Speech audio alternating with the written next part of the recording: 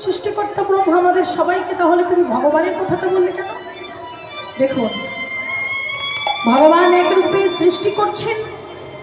তারা সাউন্ডে রাধে রাধে। ভগবান এক রূপে সৃষ্টি করছেন, এক রূপে তিনি পালন করছেন, আর এক রূপে তিনি সংহার করছেন। যাকে যে দায়িত্ব দিয়েছেন ভগবান, সে সেই দায়িত্বটাই পালন করছেন। হরি বল। দেখুন, মানুষ আমরা সবাই বলি যে আমরা সবাই মানুষ, সবাই মানুষ, কিন্তু না, দুটো হাতে দুটো পা থাকলেই তাকে মানুষ বলে না। মানুষ হয়ে আসবে সেদিন, জাগবে তোমার জ্ঞানীর চেতনা। হরি বল। এই মানুষের আবার তিনটি স্তর। মানুষের তিনটি স্তর কি কি? মনুষ্যত্ব, দেবত্ব আর ঈশ্বর স্বধর্ম লাভ। তাহলে বাবা, মনুষ্যত্বটা কিসে আসে? তিনটি জিনিস যদি জীবনে ত্যাগ করা যায় তবেই মনুষ্যত্বটা আসে। কি কি? নারী, মিথ্যা আর চুরি। তিনটি জিনিস যদি জীবন থেকে কেউ বাদ দিয়ে দিতে পারি, তবেই তার জীবনে মনুষ্যত্ব আসবে। রাধে রাধে। আর দেবত্ব কিসে আসে?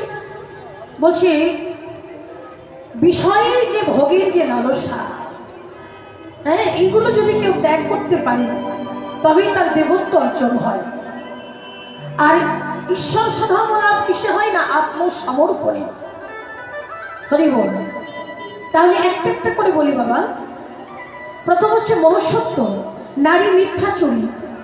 দেখুন, এই জগতে প্রত্যেকটা নারী কিন্তু তোমার স্ত্রী নয়। এই জগতে একটা রমণী হচ্ছে তোমার স্ত্রী, বাকি সব মাতৃসম। এটা যদি কেউ ভাবতে পারি তাহলেই তার অবশ্যই মঙ্গল হবে, তার জীবনে মনুষ্যত্ব অবশ্যই আসবে। আচ্ছা মা, মিথ্যা, মিথ্যা কিসে ত্যাগ হবে? বলছি জগতে সত্যটাই টিকবে, মিথ্যা কখনো টিকবে না। জগতে একমাত্র সত্য টিকে, মিথ্যা কখনো টিকে না। দুটো গেল। আচ্ছা, চুরিটা কিসে ত্যাগ হবে? বলছে চুরি তাতেই ত্যাগ হবে, বলে ভগবান যা তোমাকে দিয়েছে সেটা নিয়েই তুমি সন্তুষ্ট থাকো। ভগবান তোমায় যা দিয়েছে অনেক দিয়েছে, তবে এরপরে আর লালস করো না। যদি এই ভাব যদি কারোর মনে জাগ্রত হয়, একমাত্র হরি বল, সে চিরকালের মতো সেই চুরি বিদ্যাটা ত্যাগ করতে পারবে। এই হলো মনুষ্যত্ব। আচ্ছা, দেবত্ব। দেখুন, যদি কারোর মনে প্রশ্নটা জাগে যে আমরা ইন্দ্রিয়